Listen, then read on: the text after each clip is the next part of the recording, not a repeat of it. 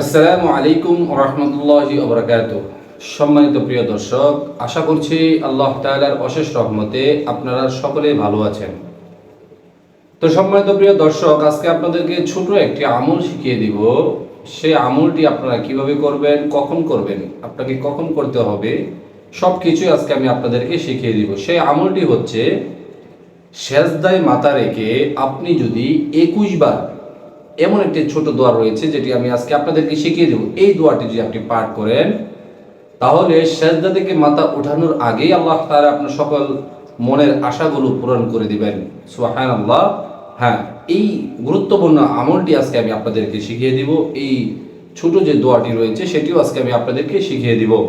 আমার এই ভিডিওটা খুবই ছোট হবে, অবশ্যই আপনারা সকলেই ধৈর্য সহকারে আমার এই ভিডিওটা শেষ পর্যন্ত দেখবেন। শিকার নিয়তে সকলেই আমার এই ভিডিওটা শেষ পর্যন্ত দেখবেন।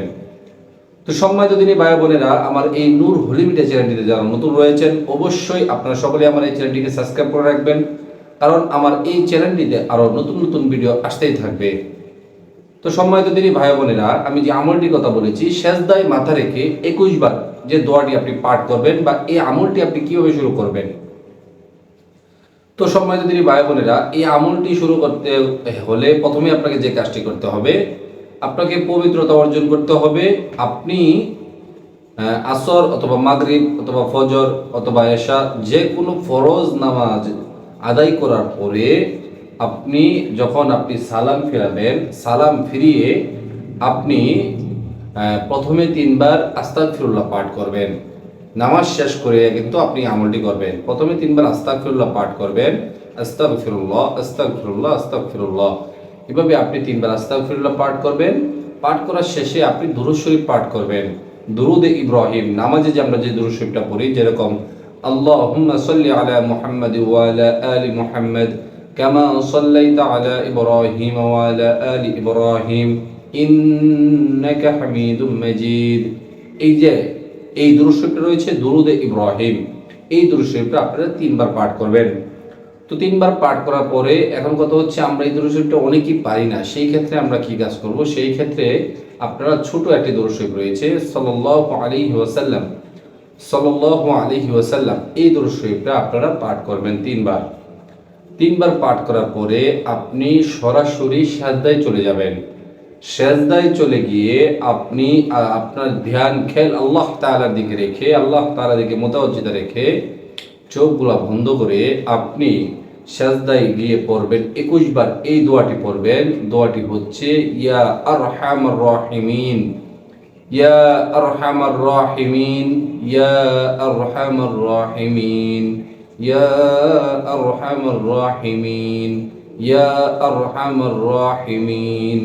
এই ছোট দোয়াটি আপনি 21 বার গুনে গুনে 21 বার পাঠ করবেন।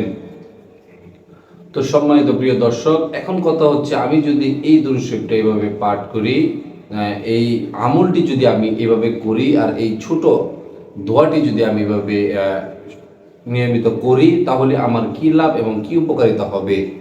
তো সম্মানিত দিনী ভাই বোনেরা, আপনারা যদি এই আমলটি এভাবে নিয়মিত করে থাকেন, তো যে লাভ, যে ফায়দাটা হবে সেটা হচ্ছে, সেজদায় গিয়ে যদি আপনি 21 বার এই দোয়াটি পাঠ করেন, তাহলে আপনি, আল্লাহ তাআলা বলেছেন, ওই ব্যক্তি মাথা সেজদা থেকে মাথা ওঠানোর আগে আমি তার সকল ধরনের মনের আশা সব পূরণ করে দিব।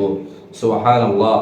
সেজদা থেকে মাথা ওঠানোর আগেই আল্লাহ তাআলা আপনার যত ধরনের চাওয়া পাওয়া রয়েছে সব কিছু আল্লাহ তাআলার গায়বী খাজানার থেকে পূরণ করে দিবেন। সুবহানাল্লাহ।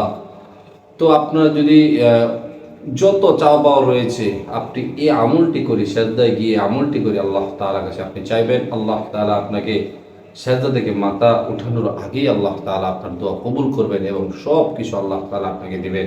যত ধরনের বিপদ আপদে আপনি থাকেন না কেন, যত বড় মুসিবতে থাকেন না কেন, সব কিছু থেকে আল্লাহ তাআলা আপনাকে হেফাজত করবেন।